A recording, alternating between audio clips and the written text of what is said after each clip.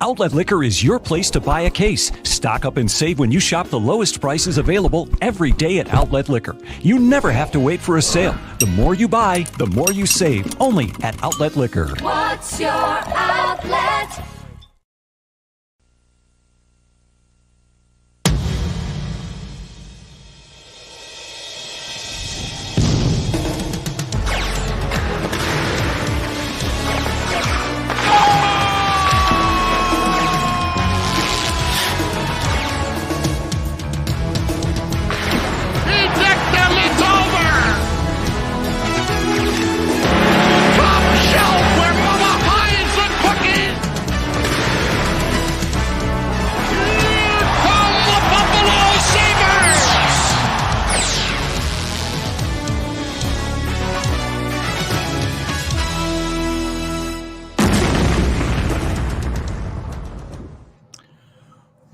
Welcome to I'll Hang Up and Listen. I am Duane, the host of Two Goalies, One Mike, here joining you for your fifth celebratory post-game in a row, fifth win in a row for the Buffalo Sabres, this time over the Winnipeg Jets, 3-2. A lot to talk about, a lot to cover. Eric Comrie returning to the W column, and good for him. You know, I said it, there's been a lot of doubters about Eric Comrie over the last few weeks, especially with the emergence and just this resurgence of UPL, Ukko-Pekka Luukkonen. And I've always had faith in Eric Comrie because you just don't have the numbers he had last year on accident. And I just always felt that he had a good start to the year. And then once that Samuelsson, Lyubushkin, and those Yoki Haru's injuries happened, and we were playing with three AHL level defensemen, a couple of them playing 20 minutes a night, your goaltending suffered. And that includes UPL. That's why, as great as he's been, the wins he's been stacking, if you look at his numbers, those are still a result of that time period where this team struggled a lot defensively, and their goalie suffered for it. Everybody apparently except for Craig Anderson. But with that being said, good for him. Didn't have a ton of shots, but made timely saves, big saves when it mattered. And good for him, especially against his old team, revenge game. Obviously you can't blame a team for choosing Connor Hellebuyck over you. Again, as good of numbers as he had last season, it is Connor Hellebuyck. He's probably the best, if not the second best goalie in the world, probably behind Vasilevsky. Unbelievable world-class goaltender. So good call, couple clicks for him. Good for him. And I've always said that the truth about a player is told when they're faced with adversity, and internal competition brings out success. And, when faced with that adversity, when backed into a corner in a game where he had to perform, right? You have to perform. You have two very capable goaltenders in front of you, and Craig Anderson and UPL, who have been performing very, very well. You had to play well, and he did. He went out there and played well. So good for him. Super happy for him. And I wish they would have been able to get the shutout for him, but it wasn't meant to be tonight for Comrie in that respect.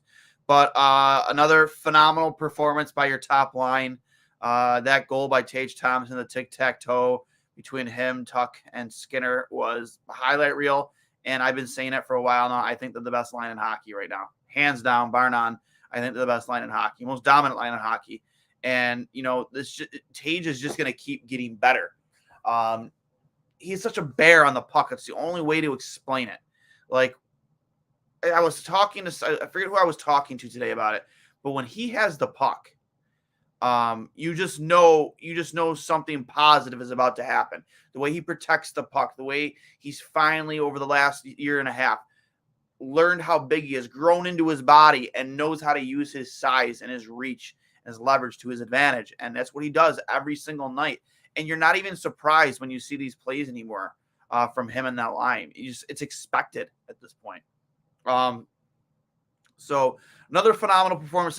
Owen Power with his third goal in 3 games. I guess that was some record in Sabres franchise history. He's the only rookie defenseman to ever 3-game goal streak. So that's cool. Awesome to have that type of accolade, like that feather in your cap. And Victor Olofsson continuing this rampage he's been on, this warpath he's been on. I've been asking for a while, amongst friends to get them both on that power play unit, that first unit, him and Tage Thompson, because, as often as Tage is able to get that shot off and score there, you want to find more ways to give him that puck in that spot with that cannon of his. And the best way to do that is to make the penalty kill respect both sides. And that's also going to open things up in the middle, right? When you spread things out, you're going to open up spots in the middle, make it more soft in the middle when they play that box on the 5-on-4. So, when you make them respect both sides, not only are you going to free up Tage more, but it's going to free up the middle of that ice for second opportunities. Much like kind of what happened there on that goal. You know what I mean? Like you have players spread out trying to respect both sides. That rebound pops out. Olofsson just happens to be there in between both faceoff circles, hammers it home.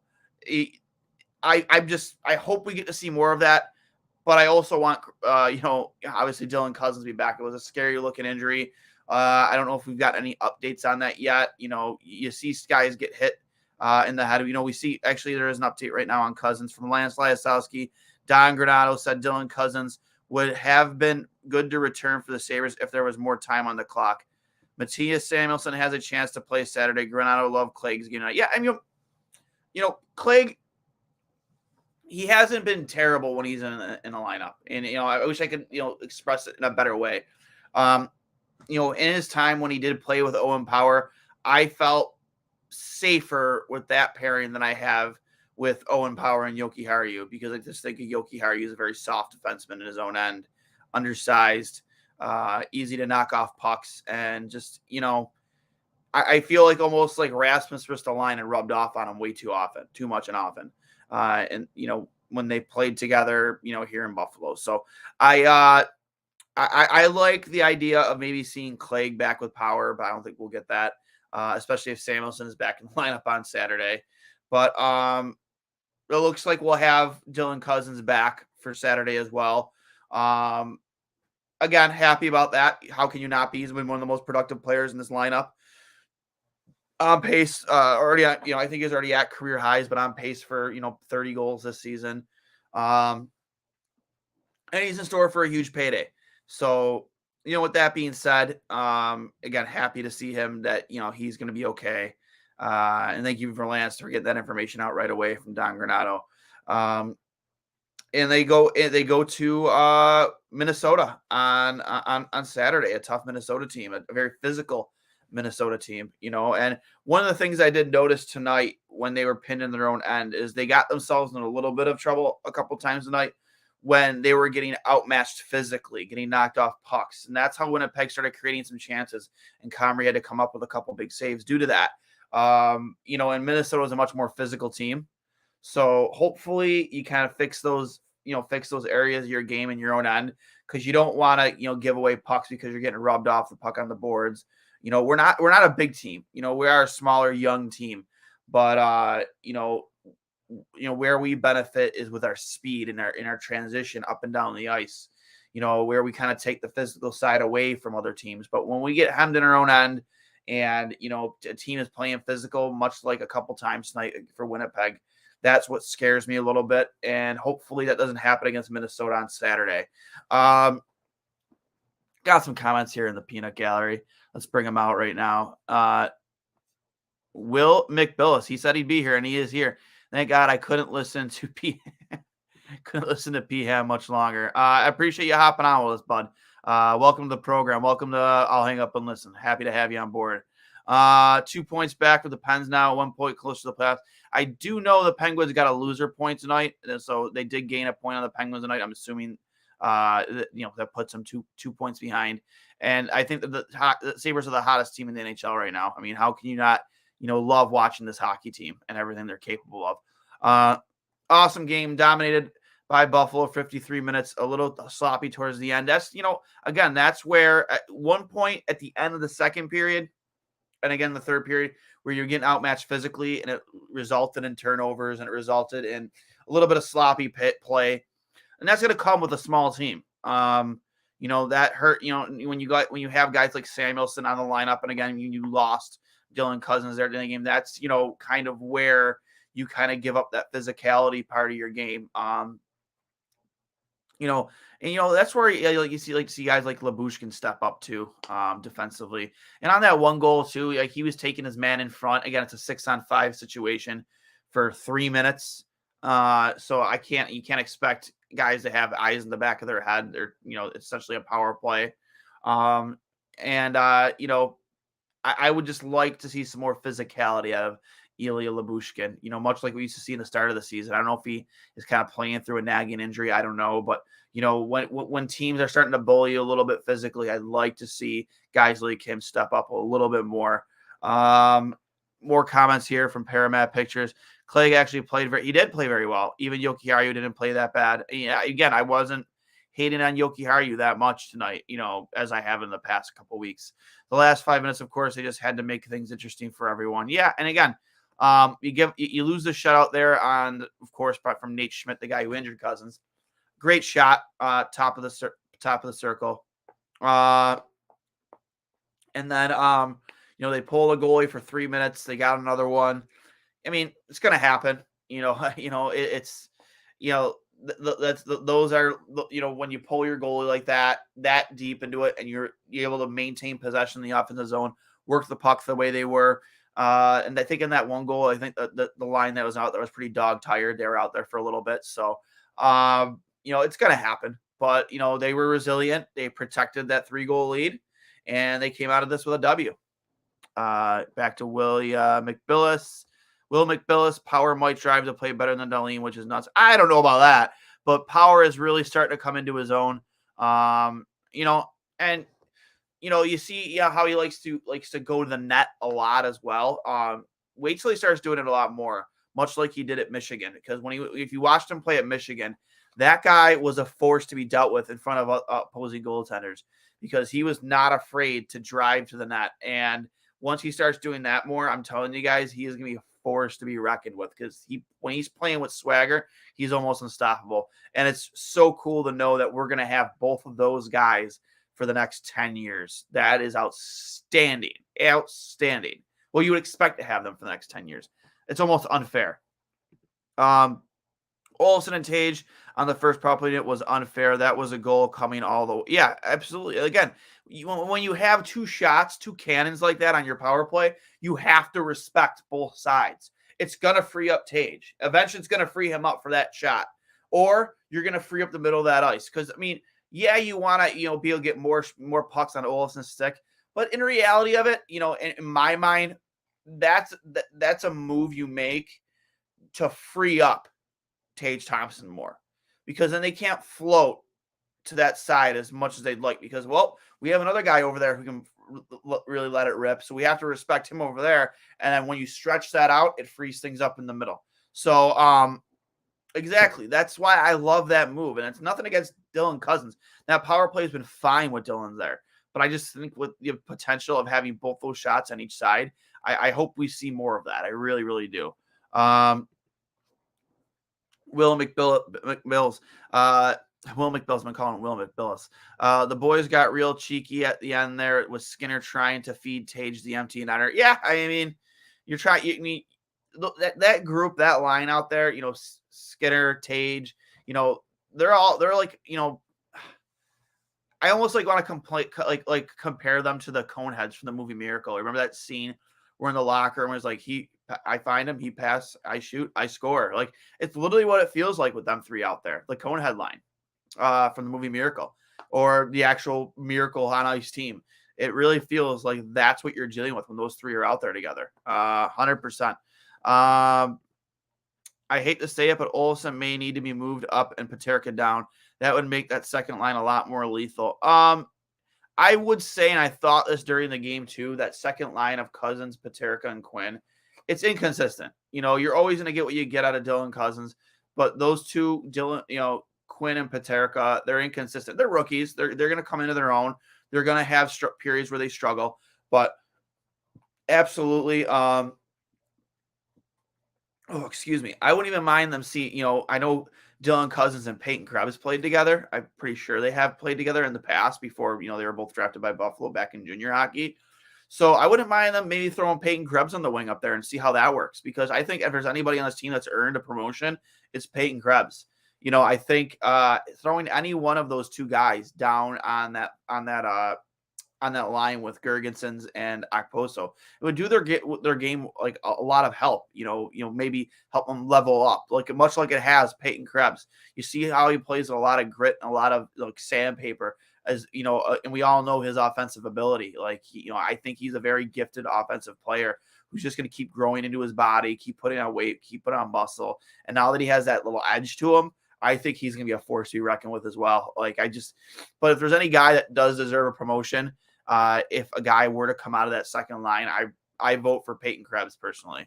I think the Tyson Yost, Olofsson, Middlestat line, and I tweeted it out yesterday too. I didn't delete the tweet. I don't like deleting tweets, but I even thought Middlestat could move down to that line. And that's not an indictment against Middlestat. I just think that, to get that guy to the next level, maybe you do for him what you've done for Peyton Krebs by putting him with that Gergensons and Okposo line, a line that, you could add some offensive flair to, but at the same time, you grind out shifts. You know what I mean? You play a physical game. You play a shutdown game. Not saying he needs to be a better defensive player. I mean, you could always be a better defensive player, but I think it helps you add a component to your game that you didn't have before, which Peyton Krebs didn't play with before, and now he does, and he is an absolute pest out there, and I love it. But again, if you were to have my vote, I would move Krebs up to that second line, because I think if there's any guy that's earned it, it's him. Third line continues to play well after starting the season very poor. Nice development, and not a surprise. It coincides with the win streak. Absolutely, Nick. I listen. Again, that addition of Tyson Yost off waivers, that's really, that's a very an unsung signing by Buffalo, right, from Kevin Adams. He's really brought a different dynamic, a defensively minded style to that third line, because that's one of the things he thrived at, was playing a good 200-foot hockey game that maybe he didn't get enough credit for, previously before coming to Buffalo. And he's a great penalty killer. So, adding that dynamic to that line, a guy like Victor Olofsson, who's been kind of dogged a little bit for his 5-on-5 play. You add a guy like Tyson Yost, who can play a good 200-foot game, has really brought out the best in offensively in Victor Olofsson, as him not just being a power play anymore, a guy who can score 5-on-5. Maybe the assists don't show it, but, he's the guy that gets set up for the goals on that line. It's not Middlestat. It's not, it's not Yost. It's Olofsson, and the guy has one of the hottest hands in the NHL right now. 23 goals today. I don't know how. I think he's scored in every game in the last 5 or 6 except for one. Guy has been absolutely on a tear. Dylan Baird, Tyson's played very well. Absolutely, Tyson.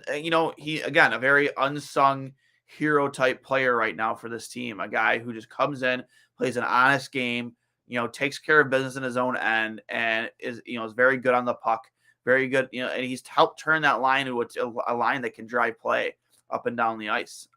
He has been a difference maker in both Middlestat, in my opinion, and Victor Olofsson's play this season. You mentioned Timo Meier tonight. I think we should go after someone like JT Miller, DeBrincat, or Bertuzzi. I mean, DeBrincat isn't going anywhere out of Ottawa. He was, first year there. They're a team that's rebuilding. DeBrincat's, very young still. I don't see him leaving Ottawa. Bertuzzi, yeah, maybe. I could see that maybe. And what was the third name you said? Oh, JT Miller. He has such a heavy contract. I don't see them moving that deal. Is it 9-10 million? I would love, JT Miller at a discount. I think Vancouver would have to eat some of that contract if they were to move him out. I would love him at a discount, because I'm always a big believer in adding more center depth. And he's a guy that can play center or wing, thrives at both. So I've been a big advocate about JT Miller, even though this season he's taken some criticism for what's going on in Vancouver. The debacle with Bruce Boudreau and how they treated him on his way out the door was shameful. More than shameful. I mean, I don't know if there's a word to describe how they treated Bruce Boudreau out the door, but that's a team that's in full rebuild mode. I mean, I could see them shopping JT Miller, but I think you're going to see other faces leave Vancouver before Miller. Guys like Bo Horvat, who hasn't signed a new contract yet and will be a UFA. Brock Besser, who's continuously on the block. And the only two guys that you guarantee aren't getting moved out of there are Elias Pettersson and Quinn Hughes. Our fourth line in Okposo, Krebs, Gergensen is great. The effort line. Yeah, they hustle out there, Dylan. They hustle. And that's, again, when I say move players down to that line, it's not an indictment of them. It's more or less, what more can we get out of this player that by putting this guy with those two, because Gergensen has the ability to play center too. He's drafted as a center. He's interchangeable. Like, can we throw this guy down on that line with these two and get more out of them? Add a component to their game that maybe wasn't there before. And I think that's a line that you could do that with. Again, you've seen what it's done for Peyton Krebs. I want to see more of that from guys like Quinn, Paterka, even Casey Middlestat. Casey Middlestat been great. But if you can add that component to Casey's game, that edge, that ability to play a tough physical game and not get knocked off pucks as easily does sometimes, I think you're going to have a hockey player that you're going to want to keep around for a while. I really, really do. And I've been a big critic of Casey Middlestat, admittedly so. I still will be until I see more out of him. But he's played very, very well, very, very well over the last month. I will not deny that. He, has contributed very well to that third line, and they're all each piece of their line, the way they feed off each other, the way they play good defensive mind hockey, and they drive play, and they're able to contribute offensively, especially over the last couple of weeks. You can't deny it. So, and Casey's a big part of that. That second period was the best Sabres hockey I've seen in years. Yeah, Jeff, 100%, man. Like, I'm embarrassed to say I fell asleep for like 2 minutes. It's a long day at work. I dozed off. I was doing this a couple times when it was 0-0, and I woke up just before Tage Thompson scored that second goal. And I was like, I'm so glad I did, because that was phenomenal. That was so fun to watch. Tic-tac, Tage Thompson, right? So that line, again, I think is the best line in hockey right now. You can argue other lines too, but for me, it's that line. The Dominator 3-9. They can never make it easy. Great game from Comrie. Tyson has been so good since he's got here. Yeah, again, huge pickup by Kevin Adams. I love the Tyson Yost love in the comments here. And the comments just keep coming, and I love it. Granado said Cousins would have gotten back on the ice. Yep, if there was more time on the clock. Yep, we saw that as reported by Lance Lyasowski. Call me crazy, but what could you see Ryan O'Reilly coming back if he gets healthy by the deadline for a mid-round pick? I mean, it's possible. He's a UFA. Probably wouldn't cost you much, and I'm sure they'd be happy to get that contract off their books, at least some of it. Sure. I mean, nothing's impossible. Excuse me. Nothing's impossible, but I don't know. Is Ryan O'Reilly the guy that is going to come in here, and especially with his past here in Buffalo, I don't think, he would bring that type of mojo to the locker room, much like what was going on. I think there's a lot more to it than that. The whole losing the love for the game, I think there was a moment of brutal honesty on his part, and I can't blame a player for being honest. How could you be happy with the way things were going at the time when he was a Buffalo Sabre? I don't know how much adding Ryan O'Reilly to this lineup is going to help improve. I think Kevin Adams might be thinking bigger. You have to add something to the blue line. You can't keep continuously having to expect guys like, Jacob Bryson and Cale Clay to come in here and play big time minutes. I think you need to add a really blue chip blue liner to especially that second unit with Owen Power. It's just a broken record. We keep having that conversation. So I think that's one of the moves you would absolutely make to improve this hockey team. Definitely on defense. And I love the talk about Timo Meier. Timo Meier, very slow start to the season, 1 goal in 10 games, but then he scored 27 over the next 39. I mean, that's elite goal scoring ability. And adding another 30 goal scorer to this lineup of where you're already going to have potentially 5. I mean, come on. And it depends, what is it going to cost? Well, here's the thing. Over the last 2 seasons, you've used all 5 of your first round draft picks that you acquired either by, from being a bad hockey team or from, trades. And you've drafted Owen Power, you've drafted Isaac Rosine, Matthew Savoy, Yuri Kulik, and Noah Ostlund. The probability of all 5 of those guys being like full-time contributors to the Sabres is probably a little bit lower.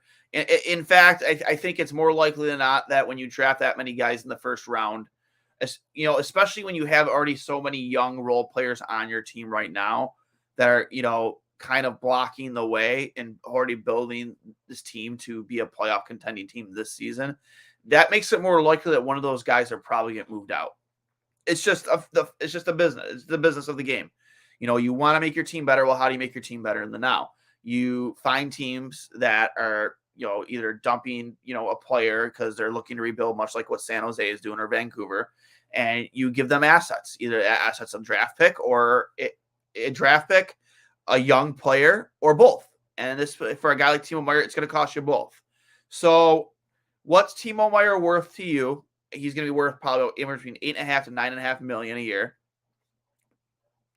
Do you want to put that on your books? And how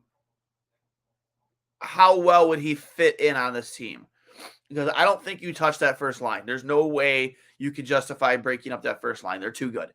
So look at your second line. Okay, so you've seen some success out of JJ Peterka, Jack Quinn, and Dylan Cousins. But you could use a little bit more goal scoring on the wing. It's not like Jack Quinn and JJ Peterka have played so well that you can't justify taking on that line like you can Tuck, Skinner, and Thompson. So that's where I think you would fit in your Timo Meier there for sure, is on that second line. And that could be fun. That could be a lot of fun. So I don't know. We'll see. You hear the rumors circulate about Kevin Adams and the Sabres around Timo Meier. I don't know if it's true or not, but for me, the first thing I think you should fix is your blue line. Timo Meier second. That's just me. Duane, what do you think the ceiling of our second liners in their career? Quite early to tell. And what should we do with our depth at center in the prospect pool? Nice problem to have, though. Yeah, as I was just addressing that. You drafted, if I believe Rosine is a center, you've drafted 4 centers out of your last 5 first-round draft picks. So you have a wealth of riches at the position now, where in the past you haven't had that at all. You haven't had that luxury. So for me, again, it's hard to believe that you're going to use all of those players and have them be full-time contributors to your franchise. So I think the best way to make them contribute is you swap them out for a player that's ready to go now. Peterka and Quinn. Peterka's 200 game is phenomenal. He's a fun player to watch. He's going 110%, 100% of the time. Fun player to watch. Jack Quinn's been brought in to be a goal scorer. He's cooled off quite a bit since the start of the season.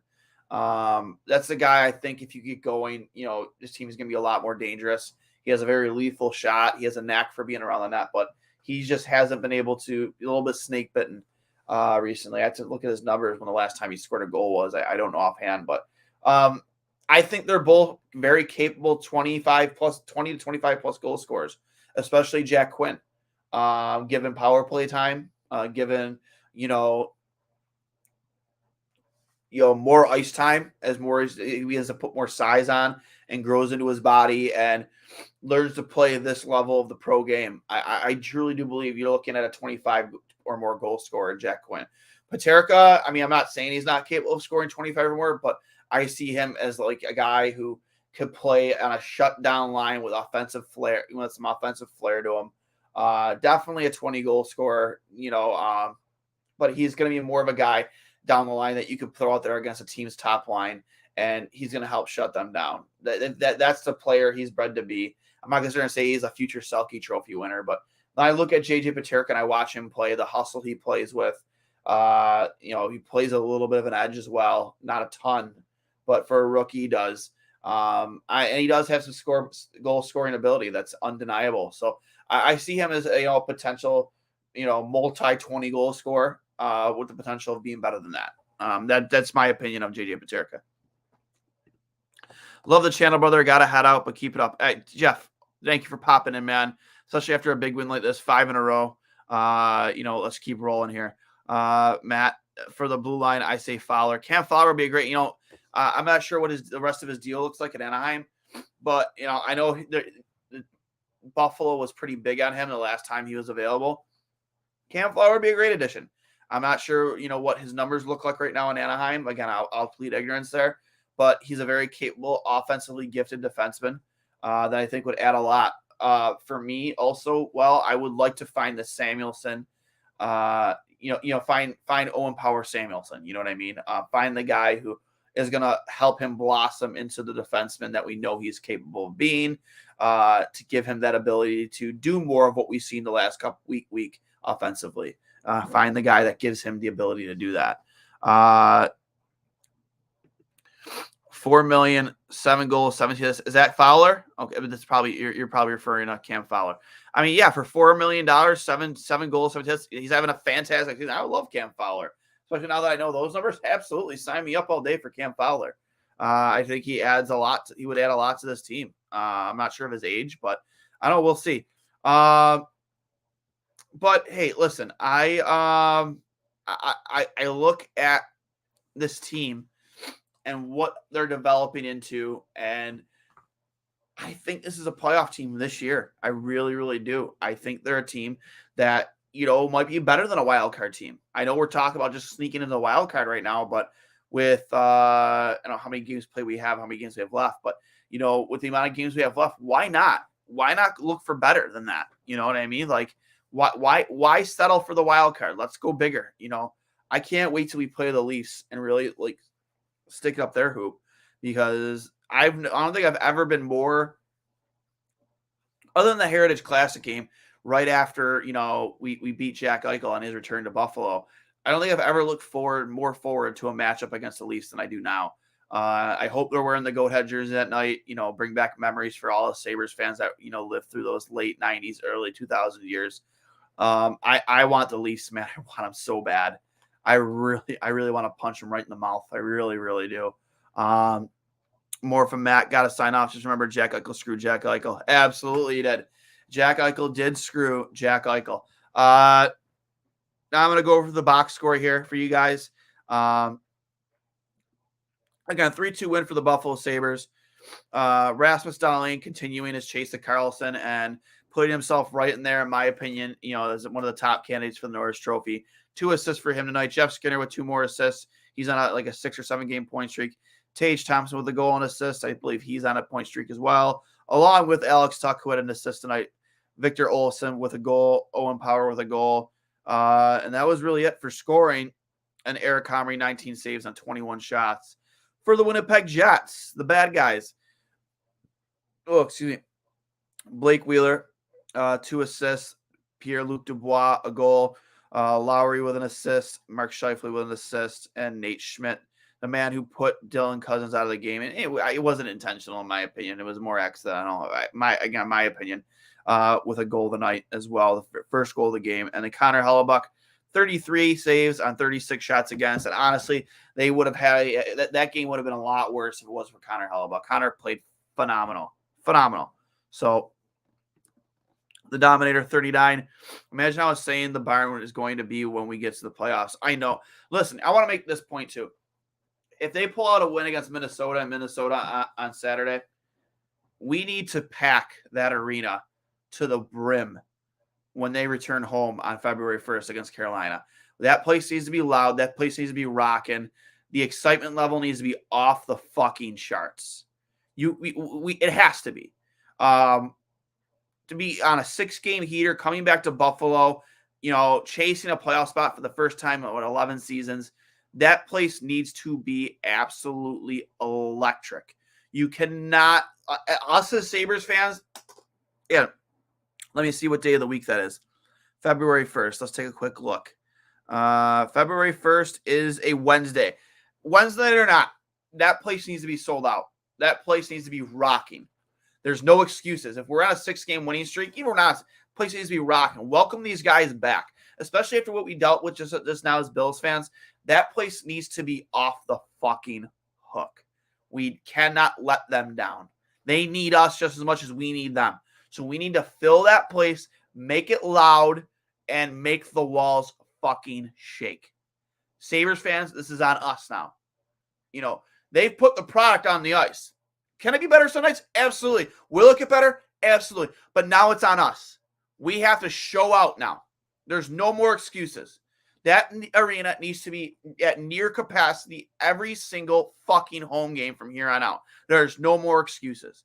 We need to show up for this team because they show up for us every goddamn night or every goddamn day whenever they met in a game. Sorry for all the goddams. But it's time for us to show up for this team. They've shown up for us finally after a decade of misery and mediocrity. It's time for us to show up for them. So February 1st, I'll probably get tickets. I expect to see a lot of Sabres fans, fellow friends, either that I've seen in the comments here or, you know, my own personal friends that I either just watch games with or play hockey with. We'll be there. It's time to show up for this fucking hockey team and make this team, you know, a playoff team again. Let's go, right? Another tickets are $50 right now for February 1st. That's not bad at all. That is not bad at all. So, you know, I'll be there. We'll probably see UPL return to the net. And I can't wait. I genuinely can't wait, man. It's, you know, probably the most I've looked forward to just a random home game in a while. And then this is just the road to Toronto, right? Toronto here at KeyBank Center in Buffalo. Let's make it feel like 1999 again. You know, when we were absolutely dominating the Leafs, you know, in the goat head jerseys. So I'm super fucking pumped. And again, Minnesota is a tough task. You know, they have a great hockey team. You know, Marcus Foligno, Buffalo born and bred, a guy I miss sorely. I wish I could have him back on my team, especially this team. You know, that team is a tough physical hockey team. And it's not going to be easy to get 6 in a row. You know, I'll tell you right now, it's going to be a tight game. It's going to be a physical game. And hopefully Buffalo answers the call, you know, no matter who's in net. You know, it's great to have this 3-goalie carousel of goalies that are all going to play well, but you got to answer the bell physically. That's the one part of our game I think that maybe, you know, we lack a little bit just because, again, I said it earlier, there were a couple of times in that second period and the third period where Winnipeg would get physical with us and, you know, it would cause problems in our own end. So, you know, a few more comments here. Let's see here. Oh, actually, no, that was the last comment. Just kicking off 40 minutes here with you guys. Again, we'll talk a little bit more trade stuff here for a few minutes, but with the deadline less than a month away, I don't know what to expect. You know, you have to imagine with how this team is playing right now, how can Kevin Adams just continue to expect to grow internally? Like, you have a playoff team on your hands. You're finally getting the goaltending that you need consistently to be a playoff team. So you can't ignore that. You can't straight up Brandon Bean it and do nothing at the deadline. I'm sorry to take a shot at Brandon Bean. We virtually did nothing productive at the deadline. I mean, you didn't use Naeem Hines at all. And Dean Marlowe was a plug-and-play player who didn't contribute very much until, you know, the Miami game. So, you know, we need to make a move at the deadline, I think, or even before the deadline. I would prefer before the deadline. So, what is it? You know, is it, you know, looking for weaponizing your cap space? You're expected to have over $30 million in cap space after this season. Do you weaponize the cap space? Take on a player, a bad contract in exchange? Maybe you get a player off that team that you wanted at a little bit more of a discounted price. Maybe a team looking to rebuild that will just give you a contract, you know, kind of like what Vegas did with Minnesota with Marc-Andre Fleury. They just literally gave Fleury away for nothing. You know, do you do something like that where they're just giving you a player for taking on the entirety of the contract? That has happened. They traded the reigning Vezina trophy at the time for future considerations. Do you do that? Because you have the ability to do that. on a player whose contract is going to be expiring or, will be expiring after one more season. There's a lot that they can do. And make no bones about it. Like, you need to improve the blue line. I think you need some more help down the middle. And I think that if you do those two things, I think you're a sure as shit playoff team. I really do. So is that in the form of Timo Meier? Is that in the form of Jacob Chikrin, Joel Edmondson? I know Matt mentioned a couple times, Cam Fowler. He's at a decent price tag. I'm not sure how much time he has left on that deal with Anaheim, but that's another guy's name. Erik Karlsson names been thrown around the league as a guy who's probably they're looking to ship off his contract. A very difficult. I think what he makes like 11 million, is it 11 or 12 million a season? Insane deal. A guy who's had a lot of trouble staying healthy, but he's leading the race for the Norris Trophy right now and has having like a resurgence year. He's comeback player of the year, I guess you could even say. Excuse me. Wet the old whistle here, but yeah, there's a lot of directions they can go in. Vancouver with Brock Besser, Bo Horvat. Bo Horvat's going to be looking to sign a long-term deal. And he's a guy that's probably going to want $7 to $8 million a year. A guy that would help us greatly down the middle. Tyler Meyer's name, even though I've mentioned it a couple times, his name gets thrown on a lot. A guy who's only making $1 million next season. A guy who, on a very bad Vancouver team, his numbers aren't terrible. Joel Edmondson out of Montreal, a guy who is 6'5". He's built like a brick shit house. And I think would look phenomenal.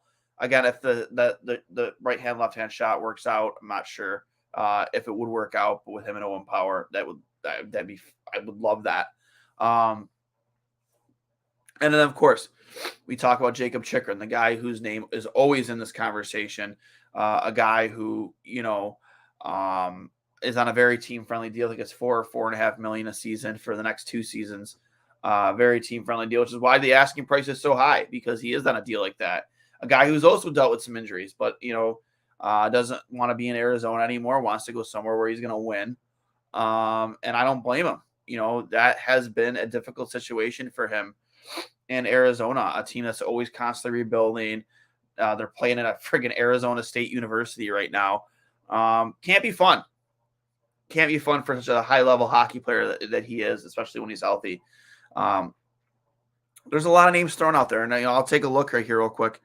Some of the top names. The guy's name that was thrown out in one of my group chats was Luke Shen, veteran defenseman. I think that would be a good signing. He costs you next to nothing, and he'd probably be a phenomenal third pairing defenseman. Let's see here. NHL trade rumors. This is really professional, right?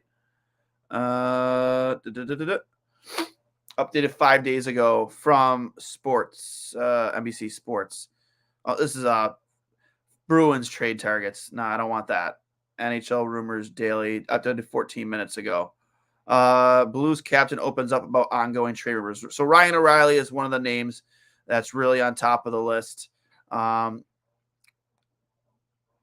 we get come on. Where is it? NHL trade rumors. Give me an updated list. I don't care about who's staying who with where.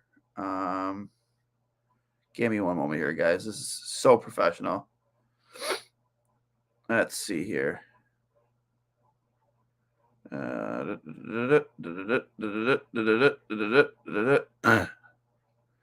Okay, let's see here.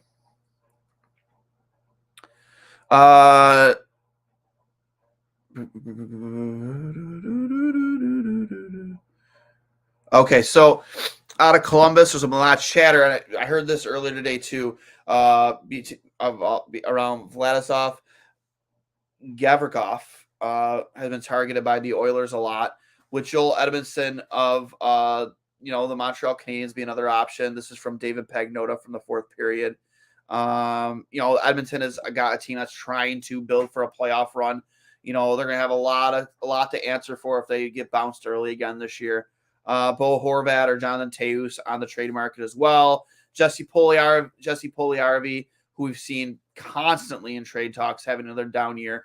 A guy who's like kind of reported like you want to see him get a change of scenery because you think you can get a lot more out of him. So there's like a lot of names out there right now. Like I've mentioned a few already: Jacob Chikrin, Timo Meier, Eric Carlson, and then you have Vladislav Gavikov, Joel Edmondson, Bo Horvat, Brock Besser, Johnny Taeus. I'm sure we'll hear a lot about Patty Kane over the next couple weeks for sure. Their future in Chicago along with Taeus. There's a lot to talk about. A few more comments here.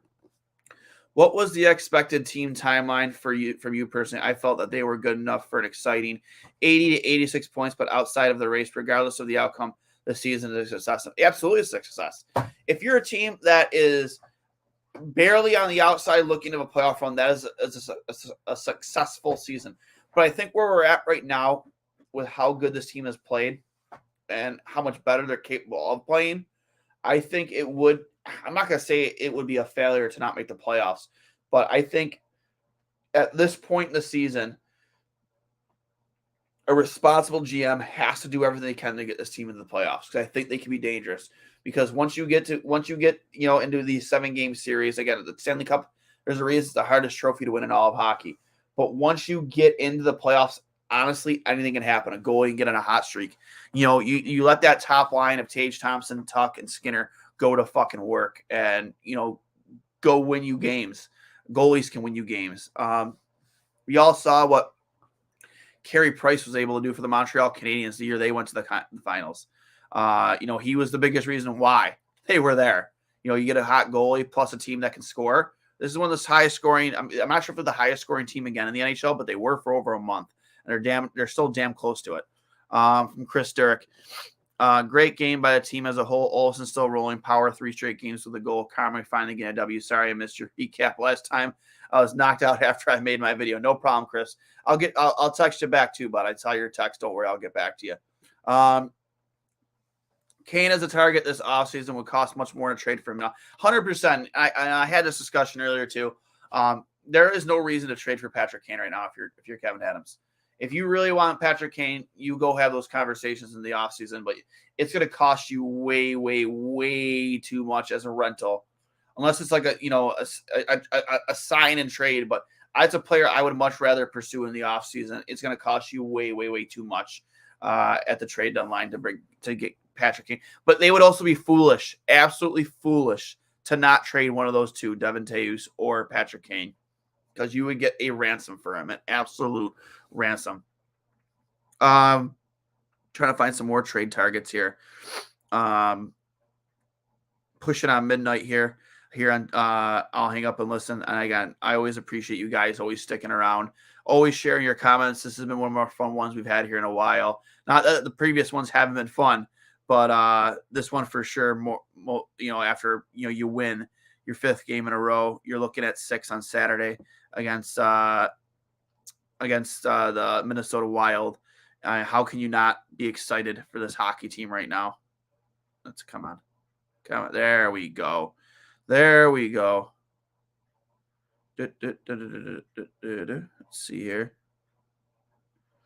From Specters Hockey. Let's see what they have to say. I guess I'll accept the cookies. Am I supposed to accept cookies? I don't know. NHL rumor mill from Lyle Richardson. Check out the latest on Ryan O'Reilly, Bo Horvat, yada yada yada. And these are things that we've already read. So I don't know much about Specters Hockey personally, but Ryan O'Reilly being a guy that's on the trade block, has a $7.5 million cap hit. Obviously, I don't think that they'll be able to, they'll have to retain some of that deal. Right now, he's been sidelined with a broken foot since, probably until, the middle of February. And per Darren Drager reported on Tuesday night that Riley is officially in play in the trade market. Gentleman or Doug Armstrong could be gauging the market on the 2019 Conn Smythe Trophy winner, and if discussions failed to produce a new contract by the trade deadline. It's believed that the Blues prefer to retain their captain, but he'll have to accept a short-term contract with lower salary hit. I mean, that will be expected. especially with the season he's had. Nick Kyprios is hearing that Dallas Stars and New Jersey Devils are among the teams that could be aggressively pursue Canucks captain Bo Horvat. He said both clubs want an extended playoff run this spring and seem willing to pay for it. That's a guy that you're probably going to get as a rental. I don't think he's going to be a guy who's going to sign upon trade. It's a guy that you're going to have to try and sign in the offseason. And again, that's just my opinion. Let's see here. Islanders eyeing Chychrun. New York Islander Hockey.com. Steven Roser cited at Sportsnet's Elliot Freeman reporting that someone told him that Islanders were looking around at Jacob Chychrun. He said he'd previously had an interest in 24-year-old Arizona Coyotes defenseman. However, Freeman doesn't think the Islanders should pay the Coyotes high asking price. I don't think anybody's going to pay that asking price. It's really insane. Two first-round picks are the equivalent of 2 first-round picks, rostered players now, and I think more draft picks on top of that. I don't think any team is paying that. That's a lot for a guy, even if he's under contract, a guy who's dealt with injuries. Worth it if he stays healthy, but that's the big question mark, is it not? Sammy Silber reported Anthony Mantha's recent scratching from the Capitals lineup sparked trade rumors about the 28-year-old forward. One of them had the Montreal Canadiens shipping Joel Edmondson to the Capitals for Mantha. I remember I think Mantha was involved in that blockbuster trade deadline deal a couple years ago out of Detroit, I'm pretty sure. If I remember correctly, it was like right at 4 p.m. or 3 p.m. when it went down. However, a source told Silber that they haven't had any trade discussions involving Mantha between those two clubs. The often injured Mantha's had a frustrating season in Washington. He's been healthy, but managed just 9 goals for 24 points and 46. That is a disappointment for sure. So again, this would be a fun trade deadline for the Buffalo Sabres. For us as Sabres fans, it's going to be a lot of fun to really speculate who's going where, who's being shipped out, who are we shipping, who are we targeting. I cannot wait for our trade deadline edition show. I'll be going out with you live 100%. We're pushing on an hour here. We're going to probably close things out here in a few minutes. A few more comments here. The only reason I see the Sabres wanting Ryan O'Reilly back is to win faceoffs. We had a strong night tonight, but the Sabres are still 45% on the season. I mean, yeah, 100%, but here's the thing. Outside of the faceoffs, are you getting everything you want to move the needle forward with this team outside of faceoffs with Ryan O'Reilly on your team? I don't know. I really don't. The guy has had, a frustrating season, coming off a broken foot. Is he the guy that you want to bring in for a run at the playoffs? I don't know. As one of the highest scoring teams in the NHL, I want to add a guy who's going to help us continue to score more. But I also want a guy that's going to help us, help us on our blue line. But you can't deny that faceoffs have been an issue, especially on the defensive zone draws. Faceoffs matter a lot in this league, and if you can't win draws and you give up puck possession, especially on special teams, it's going to hurt you. It's definitely going to hurt you. So, with that being said, guys, I'm going to wrap things up. Actually, I got a lot of viewers here now on YouTube, and I don't really want to wrap things up. I'm having a lot of fun right now. So, what do you guys want to talk about? Tell me give me some stuff to talk about here in the peanut gallery. I know you guys are capable. The guys are watching. Type in some stuff. Give me some topics. I'm having a lot of fun right now. Let's see here.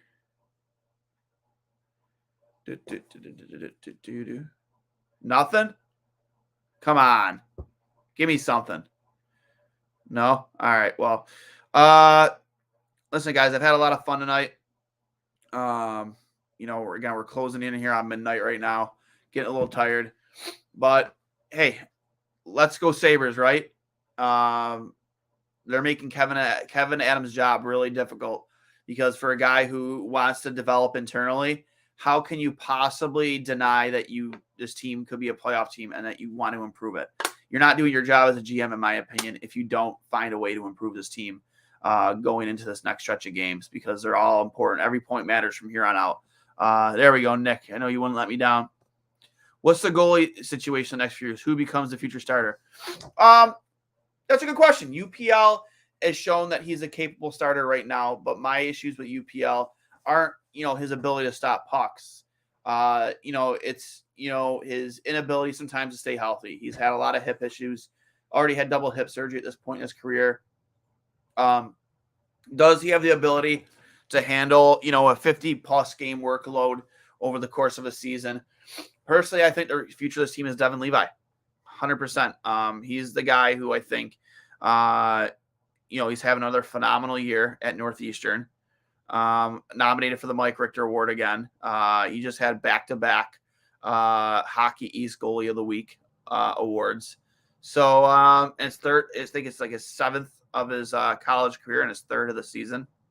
Guy owns that award essentially. But have another great year in Northeastern.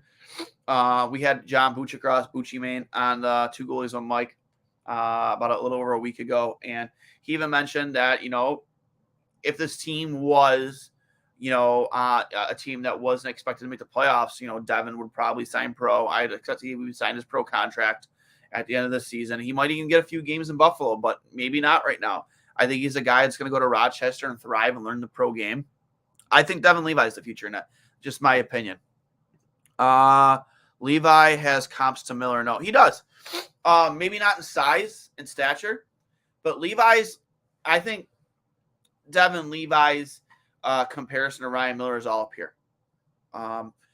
Their mental games. We saw a lot of that with Ryan Miller and how he talked about other players talked about how he saw the game, how he prepared. Terry Pagula had a story about how the first time he met Ryan Miller, he asked about his mental preparation, and Miller walked out with tons of notebooks on different players, notes he took over his time with Buffalo, and Terry Pagula was blown away. But that's who Ryan Miller was. Ryan Miller was always the most prepared guy in the locker room. Nobody would be more prepared than Ryan Miller. And for me, it's I don't know. I think right there is the biggest comparison, because Devin, even though he's a little bit of a shorter goaltender, I think he's one of the most strongest athletes, up here. And I think that's where his game is going to thrive. Always, anticipating the play, seeing things before they happen, being one step ahead of the shooter. That's where Ryan thrived, and I think that's where Devin's going to thrive, and that's where I think he's going to take size out of the equation for sure. So, do we trade Portillo and Johnson's rights and maybe Victor to bring in a blue liner or a good season forward that will pay off in the long run? I don't know. I used to be a lot more confident about Eric Portillo signing to be a Buffalo Sabre. I don't know now. You see the rumors. I think it was out from Jeff Merrick that Portillo will test free agency after his 3rd year is up. I don't know. Ryan Johnson is in the same boat, but I thought I heard good things about him wanting to sign after this season. I don't know. I could be wrong, but yeah, I think you would have to, right? You don't want to lose somebody for nothing. Victor, I have a hard time trading Victor Olofsson right now, especially with 1 year left on his deal. I think you would get more for Victor Olofsson at the deadline no matter what, especially, maybe next year. But I have a hard time trading Victor Olofsson right now with how he's playing, how the clip he's putting the puck in the net at right now. That's a hard player to trade right now. Like, how can you, when you're trying to make the playoffs, how can you justify trading a guy who's scoring consistently? That's a tough call to make. I don't know. We'll see. We'll see. I have a tough time trading. I have a tough time trading Victor Olofsson more so now than I was before. I was probably more inclined to trade Olofsson before Middlestat before. Now it's the other way around. Not that I want to trade Middlestat because he's been playing great too. So, with that being said, guys, it's been a pleasure. Unless somebody else has something for me, I think this is where I bid you all adieu. Thanks for hopping out with me tonight, guys. Always a pleasure. Remember, this is brought to you by Outlet Liquor, the place to buy a case over on George Urban Boulevard. Why waste? Don't haste. Go buy a case for all your Sabres game night needs, for your Super Bowl needs. And let's support this fucking hockey team, guys. Get out there on, September or February 1st. Support this team when they return from this road trip. Make the walls sweat at KeyBank Center. They've shown out for us. Now it's time for us to show out for them. Let's go Sabres. And we'll see you on Saturday night when they play the Wild. I'll talk to you later.